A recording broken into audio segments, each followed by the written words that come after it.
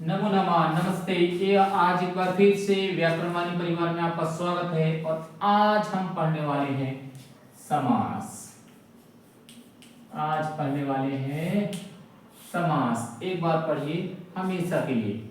और इसमें पढ़ने वाले हम द्वंद्व समास। कौन सा समास?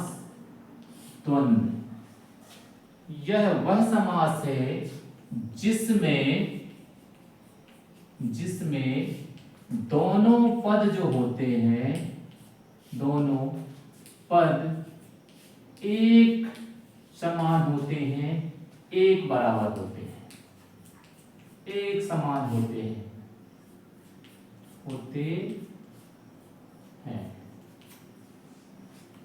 सबके घर में है समास। ऐसा दुनिया में कोई नहीं जिसके घर में समास ना हो। इसकी पहचान होती है ये योजक चिन्ह, है ना। तो देखो, हमने लिखा माता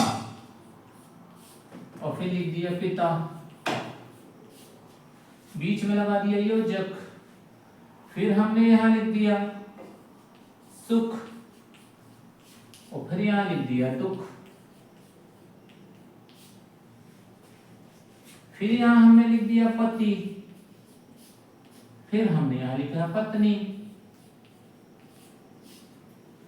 फिर हमने यहां लिख दिया आगे और यहां लिख दिया पीछे। जिसके दोनों पद प्रधान हो, दोनों एक बराबर, कोई किसी से कम नहीं, जिसमें जरा सा भी अंतर ना हो। अब देखो, माता पिता, बच्चे के लिए जितनी आवश्यकता माता की है उतनी ही पिता की है। सुख दुख, जीवन में जितना सुख है जरूरी उतना दुख भी है। अगर एक ही एक मिलेगा तो आदमी पागल हो जाएगा। पति पत्नी, जितना पत्नी का महत्व उतना ही पति का। आगे पीछे, जितना आगे जाने का महत्व उतना ही पीछे का है। अगर पीछे का महत्व नहीं होता तो गाड़ी एक बार आगे जाती तो पीछे नहीं आती तो क्या होता? घर ही वापस नहीं लौट पाते। ठीक है ना। अब इसका विग्रह करते हैं। क्या करते हैं? विग्रह। ये विग्रह में कुछ नहीं करना, जो ये लगा हुआ है इसी में और जोड़ देना है।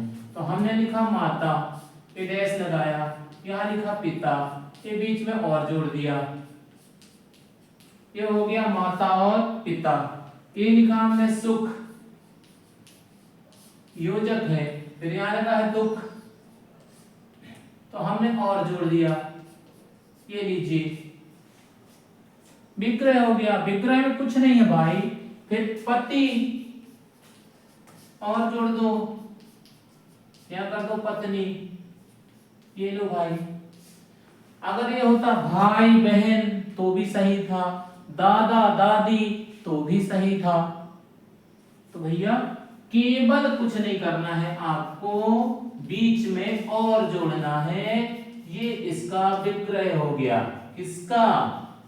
द्वंद्व समास का, जिसमें दोनों पद प्रधान, द्वंद्व समास।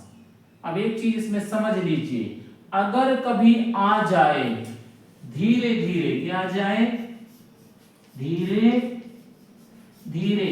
अब देखो, इसमें भी योजक चिन्ह लगा है, लेकिन ये द्वंद्व समास नहीं होता है। धीरे धीरे, ये विलोम नहीं है, ये पर्यायवाची है। ये पर्यायवाची है, जिसे समानार्थी कहते हैं।